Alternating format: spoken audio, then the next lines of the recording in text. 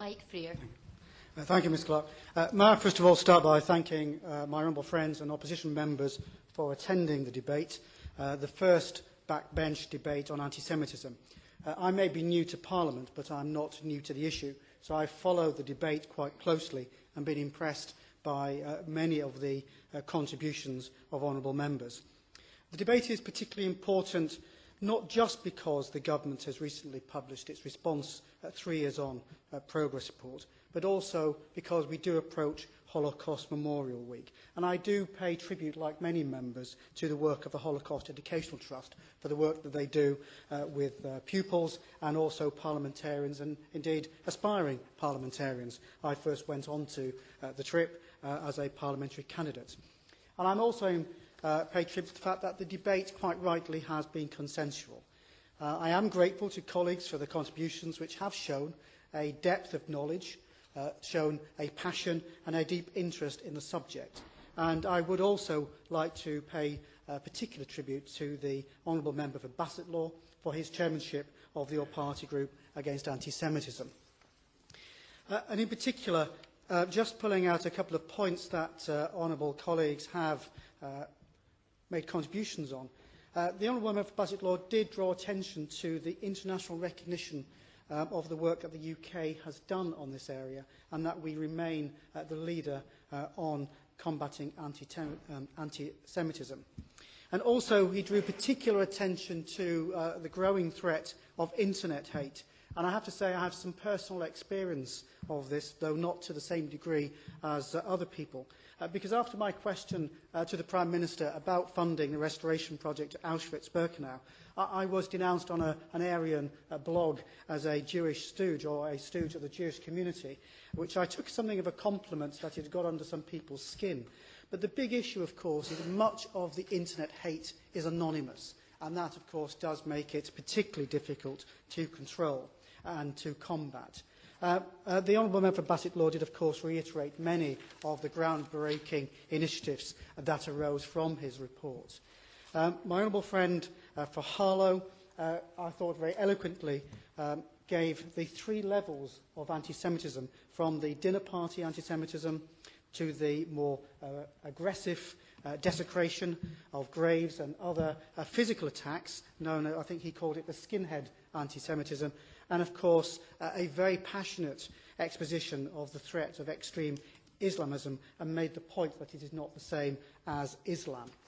The Honourable Member for Rotherham, who is not in his place, I thought made a very good and telling point about the inaction of university vice-chancellors who seemed free and willing to tackle the BNP, but not equally vigorous in attacking anti-Semitism.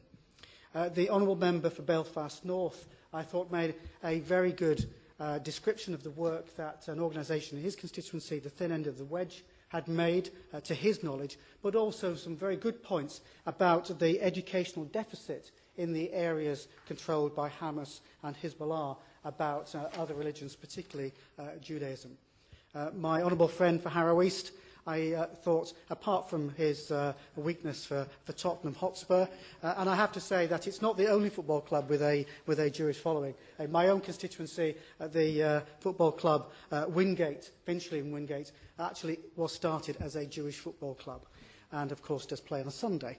But also, the Honourable Member for Harrow East made a good point of how tolerance for anti-Semitic remarks actually encourage and then fuel extremist behaviour. And we have to tackle both, not just the more extreme end. And the Honourable Member for Hendon did make a very good point that anti-Semitism is rarely far from the surface. In London, we know anti-Semitism takes place, but we tend to a degree, live in a rather tolerant bubble. And you only have to travel slightly further adrift from London to see anti-Semitism slightly more in the raw. And he made the very good point that the slurs, the anti-Semitic slurs, can create a hostile environment as much as the physical attacks. The Honourable Member for Berwick-upon-Tweed made a very strong point that Parliament stands as one on this subject, and that is absolutely important, that it is not just this time of the year, but throughout the year in everything we do as parliamentarians. My colleague and friend, the Honourable Member for Ilford North, who is not in his place, I thought made perhaps one of the strongest contributions of the afternoon. His personal experience of being hated, not because of who he is, not because of what he does, not because of what he believes, but because of his religion, and his religion solely, was absolutely passionate. And for those of us who aren't Jewish, we simply cannot understand the feelings that that kind of attack generates. And I thought he was also brave to explain the impact on him when he went home. And I do pay tribute to the work that he does for all the communities in his constituency, and it is telling that the mosque stood up alongside him after that physical and verbal attack. Could I thank my honourable friend, the Under-Secretary at DCLG, for his commitments today.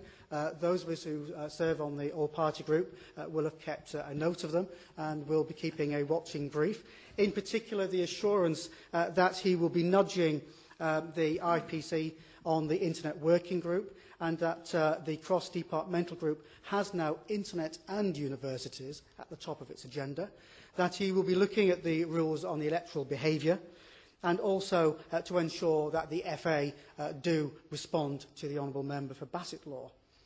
And I am pleased to note that he confirms that the contribution of the government to the Auschwitz-Birkenau restoration project will be substantial. And I think that word will be very carefully noted and underlined. And I'm sure the Treasury will be watching those comments equally.